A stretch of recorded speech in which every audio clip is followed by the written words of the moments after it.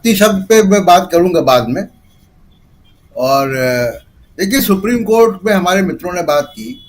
मैंने supreme court को, राजीव जी, cover किया है और तमाम चीफ जस्टिस के कोर्ट में मैं मौजूद रहा हूँ।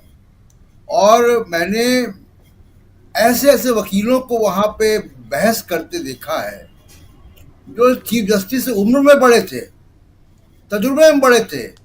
शांति भूषण, राम जेठमलानी, पराशरन, सिद्धार्थ शंकर रे, ये वो लोग, ऐसे वकील जो चीफ जस्टिस ऑफ इंडिया से उम्र में और लीगल प्रैक्टिस में ज़्यादा तजुर्बा था उनके पास।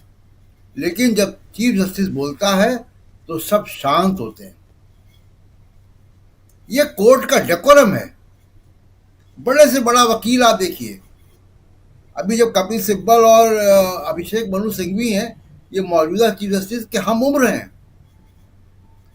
और आप देखिए कि जब वो बोलते हैं तो बाकी कोर्ट शांत हो जाती है।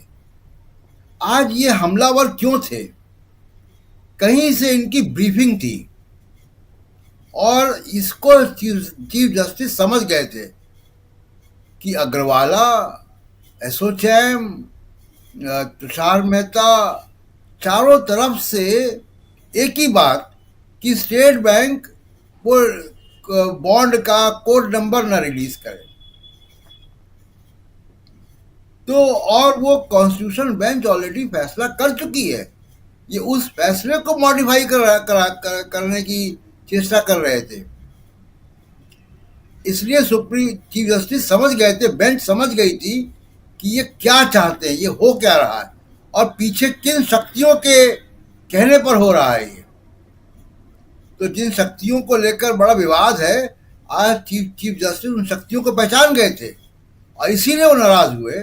और नाराज होकर उन्होंने न केवल बेंच ने कंटेम्प्ट की धमकी दी, अग्रवाला को बहुत एम्बैरस किया कि अब आप ज़्यादा बोलेंगे तो कुछ मैं ऐसा बोल सकता हूँ कि बहुत आपको बुरा लगेगा।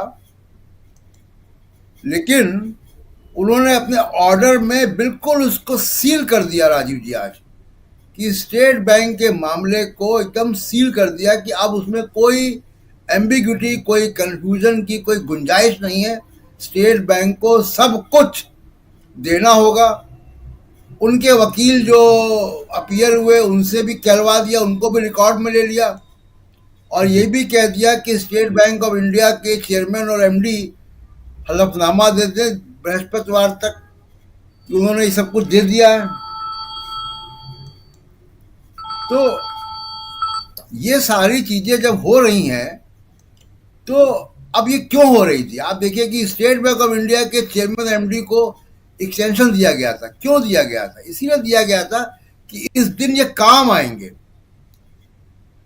किसी को, मतलब कार्यवाहक प्रधानमंत्री नरेंद्र मोदी को या उनके दूसरे सहयोगियों को ये शायद अंदाज नहीं था कि ये मामला यहां तक पहुंच जाएगा, वो भी चुनाव के सर पे। और बिल्कुल चुनाव के एंड समय पहले ये मामला खुल गया। और अब आप देखिए कि बगैर सीरीज नंबर के जब इतनी बातें आ गई, किस कंपनी ने चंदा दिया, कब उसको ठेका मिला, जब नंबर आएंगे तो सबको सामने आ जाएगा। अभी नीतीश कुमार जी ने ये कहा है जेडीयू ने कि उनके दफ्तर में कोई आया 3 अप्रैल 2019 को और 10 करोड़ के बॉन्ड दे गया। उनको नहीं मालूम है कि वो किसने दिए और उन्होंने इनकैश भी करा लिया। राजीव जी, मैं तो कह रहा हूँ नंबर आ जाने दीजिए स्टेट बैंक के, नीतीश जी को हम ही लोग बता देंगे कि वो किसने दिए थे, पीछे कौन था उसके। इस बात से डर है, सब कुछ खुल जाएगा। और ये इतना बड़ा घोटाला जिसमें सीधी तौर पे नरेंद्र मोदी जो है वो घिरते हुए नजर आ रहे हैं, तो जाहिर सी बात है कि परेशान तो होंगे ही। अब दूसरे की इंडिया गठबंधन की जो कल बैठक हुई, देखिए बहुत सफल बैठक। इंडिया गठबंधन ने कल, हालांकि ये पहले से प्लान थी, लेकिन 2 बातें यहां हो गई। एक, इलेक्टोरल बॉन्ड का घड़ा फूट गया और दूसरा, चुनाव की घोषणा हो गई एक दिन पहले।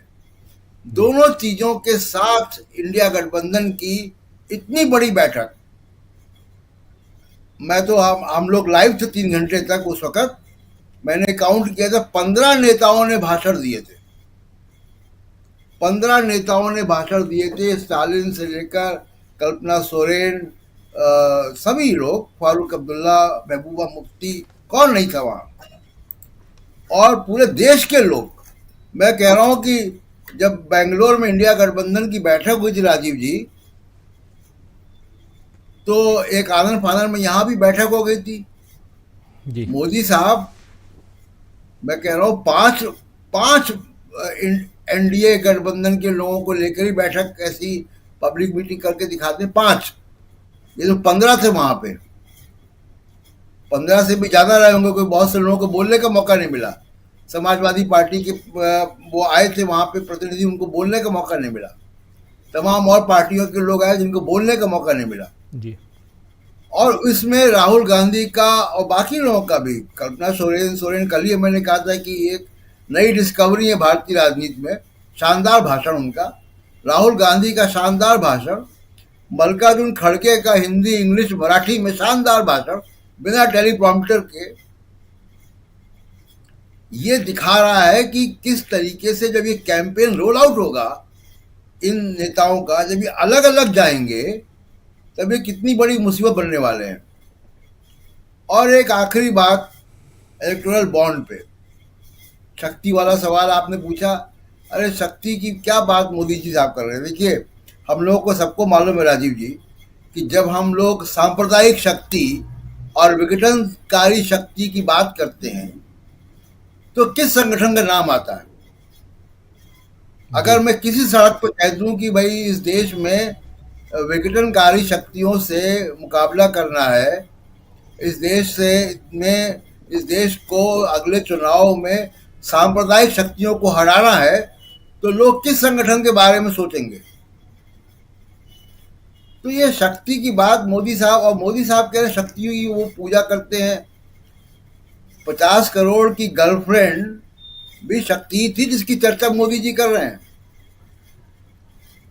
कांग्रेस की विधवा भी शक्ति थी जिसकी मोदी जी चर्चा कर रहे हैं। तो किस शक्ति की बात कर रहे हैं।